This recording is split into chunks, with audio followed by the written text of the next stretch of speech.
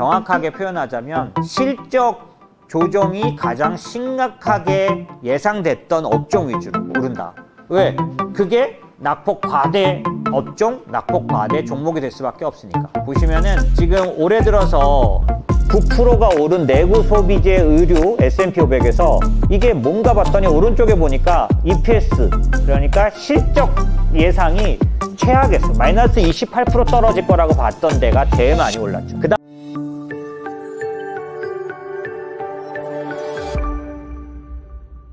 그러면 이제 만약에 바닥을 돌아서 단순하게 바닥은 언제 할 수 있어요? 지나야 할 수 있어요. 지나야 확신이 들어요. 그런데 그런 바닥을 지났을 경우 이제 그러면 23년도엔 도대체 어떤 주식이 올라갈 거냐 라는 얘기를 제가 이제 드려야 하는 거죠. 그래서 그런 초기, 그런 전환된 강세장 초기 국면은 가격 지표가 가장 중요하다. 이게 무슨 말이냐면 한 번도 예외 없었던 법칙이 하나 있는데 이렇게 오랫동안 강력하게 하락하면 낙폭 과대주가 제일 먼저 오른다라는 거죠. 낙폭 과대주가 제일 먼저 오르는 게 항상 나타났다는 거죠. 자, 보시면 이거는 언제 반등장이냐면 작년 7월에 한 달 조금 넘게 나타났던 아주 강력한 반등장이었어요. 그때 올라간 모습들을 보면 기술주, 산업, 그 다음에 임의 소비재 뭐 이런 거 위주로 올라갔죠. 밑에도 보시면 태양광 관련된 기술주, 그 다음에 반도체 뭐 이런 쪽들이 심각하게 차이나게 올라간 걸 볼 수가 있습니다. 자, 보시면은 지난주 올해 연초 들어서 보시면 반도체 9%, 자율주행 10%, 로봇 7% 뭐 이렇게 가는데 나머지 낮은 거를 보면은 그 차이가 꽤 나죠. 예, 기술주 위주로 또 올라가 있는 걸 보면서 이거 기술주가 오르나? 라고 말할 수 있는데 정리하면 사실은 정확하게 표현하자면 실적 조정이 가장 심각하게 예상됐던 업종 위주로 오른다. 왜? 그게 낙폭 과대 업종, 낙폭 과대 종목이 될 수밖에 없으니까. 보시면은 지금 올해 들어서 지난 주 말을 뺐으니까 요거보단 다 성적들이 더 좋을 텐데요. 보시면 1월 11일 기준이니까 지난주를 다 포함하지는 않았어요. 그런데 보시면 9%가 오른 내구 소비재 의류 S&P 500에서 이게 뭔가 봤더니 오른쪽에 보니까 EPS, 그러니까 실적 예상이 최악이었어. 마이너스 28% 떨어질 거라고 봤던 데가 제일 많이 올랐죠. 그 다음에 반도체가 마이너스 21%. 지금 미국 반도체는 실적을 한 21% 정도 떨어질 거로, 실적이 안 좋아질 거로 봤는데 한국 반도체는 메모리가 있고 대표 기업들이 있어서 그런지 더 심해요. 작년 6월 기준 대비 작년 12월 말의 기준으로 보면 반도체는 56%가 마이너스 예상된다. 실적을 56%나 거꾸러질 거로 보는 게 반도체였습니다. 그럼 미국도 마찬가지인 거죠. 차이는 있지만. 저런 식으로 EPS 변화율이 큰 것일수록 지나간 11일까지는 많이 올랐어요. 이게 계속될까라고 한다면 저는 계속될 거다라고 보는 거죠. 왜 그럴까라고 보면 그거를 일단 여러분에게 논리적인 근거를 말씀드리는 겁니다. 첫 번째, 스타일 관점에서 보나 수혜적 관점으로 볼 때 가장 많이 오를 수 있는 거는 베스트는 뭐냐? 낙폭 과대 성장주다. 왜? 뭘 수혜를 입는데? 금리가 올라서 빠진 거니까 금리 정점 수혜주가 낙폭 과대 성장주와 이퀄이에요. 근데 저만큼 빠진 것 중에 또 낙폭 과대 시장주, 뭐냐면 경기 민감주들이에요. 얘가 경기 바닥 수혜주하고 만나 있는데 요것도 있단 말이에요. 근데 얘는 베스트가 아니라 베러예요. 이게 무슨 차이냐라고 하면은 이런 차이예요. 보시면 대표 성장주, 기술주와 대표 경기 민감주가 똑같이 많이 빠졌는데 왜 앞부분에서 대표 기술주들, 성장주들이 더 많이 오르냐라고 하면 요런 차이 때문에 그렇다는 겁니다. 보시면 카카오하고 SK 하이닉스인데 카카오는 성장주, 기술주의 대표주자고 하이닉스는 경기 민감주, 반도체 업종의 대표주자예요. 물론 삼성전자라고도 볼 수 있는데 비슷비슷합니다.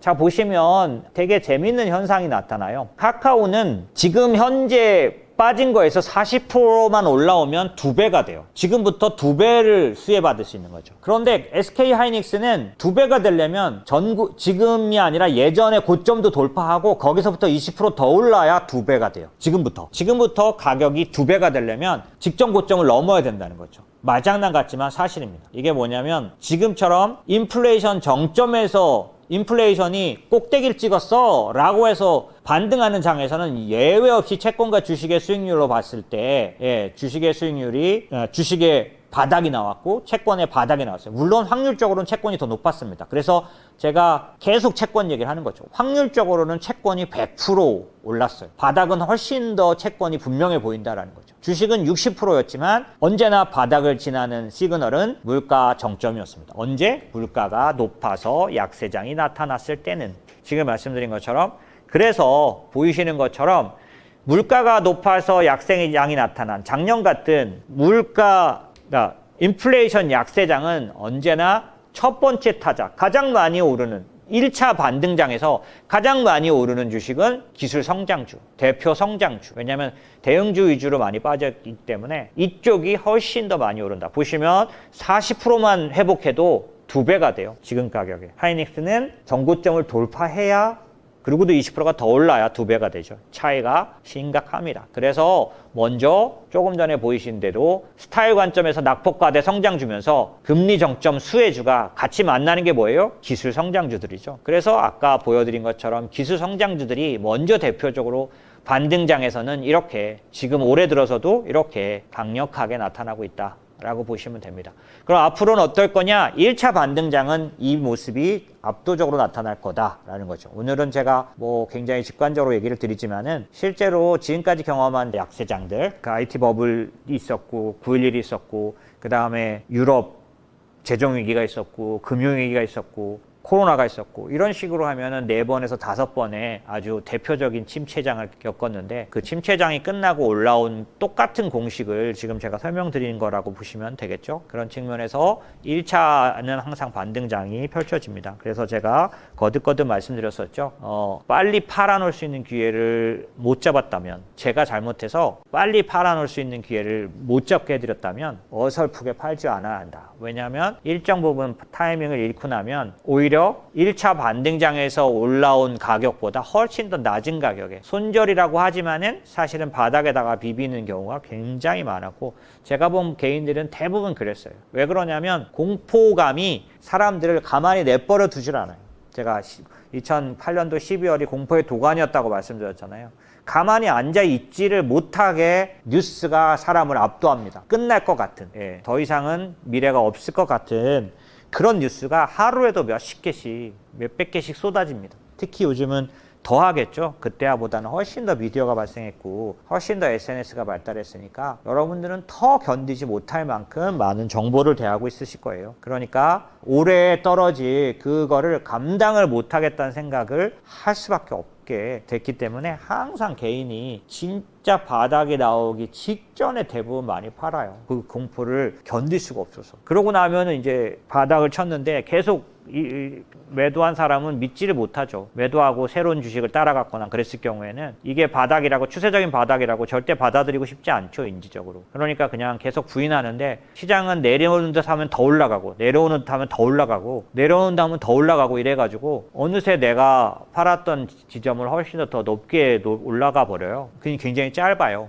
근데 그 기간이 너무 짧아서 사실 생각보다 높습니다. 제가 여기 보여드리고 싶은데 앞에 걸 좀 보여드려야 될 것 같아서 여기를 보여드릴게요. 이게 이제 볼커 때 미국의 가장 강력한 그 인플레이션 쇼크가 나타났을 때 1979년, 80년, 81년 이렇게 82년까지 짧게는 81년 말부터 82년도 중간까지 근 2년간 하락했던 하락을 이제 인플레이션이 3%로 안착하고 인플레이션이 어느 정도 관리가 된다라는 확신이 들기 시작했을 때 연준이 금리 인상을 멈추고 이제 하락으로 확실하게 방향을 잡았을 때 단 4개월 만에 2년 동안 빠졌던 거의 1년 반 빠졌던 지수를 한 방에 4개월에 다 회복해 버립니다. 이게 볼커 스토리죠. 이런 일이 있기 때문에 아까 제가 말씀드린 것처럼 마지막에 너무너무 무서워서 이제 두려워서 팔고 나면 단 얼마 지나지 않아 내가 팔았던 가격을 뛰어넘어 더 올라가 버리기 때문에 쫓아가지를 못해요. 누구도. 그런데 기다려도 가격이 안 내려오니까 언제 다시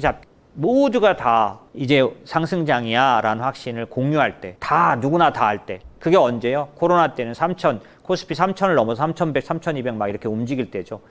눈만 뜨면은 주가가 오르는 얘기들, 지금 카카오가 저렇지만은 나날이 막 터지던 때니까 막 그런 소식들이 쏟아져서 나만 바보 된 것 같을 때 그때 다시 들어가게 돼요. 그러면 결국 앞에 똑같은 반복이 일어나죠. 들어가서 오르긴 오르는데 얼마 오르지 않아서 또다시 내려오는 일들이 반복됐었기 때문에 이 패턴을 좀 바꿔야 되죠. 내가 어디에 언제 올라탈 거냐 이 패턴을 바꾸든지 아니면 보유, 언제 팔 거냐의 규칙을 좀 바꾸든지 그래야 이 사슬을 끊을지 않겠습니까? 안 그러면 계속 이 반복된 사슬 속에서 내 돈만 희생당하는 거죠. 정신작용은 엄청나게 투자했는데 잔고는 좋아지지 않는, 여행도 못 가고 삶을 즐기지 못하고 늘 고민했는데 내 잔고에는 더 반대로 남은 게 더 없는 그런 말도 안 되는 그런 밸런스 시트가 나오게 되는 거죠. 그렇게 않으려면 아까 말씀드린 두 가지 중에 하나만 바꿔야 되는 거죠. 언제 올라탈 건지 언제 빠져나올 건지 이거를 바꿔야 되는 거죠.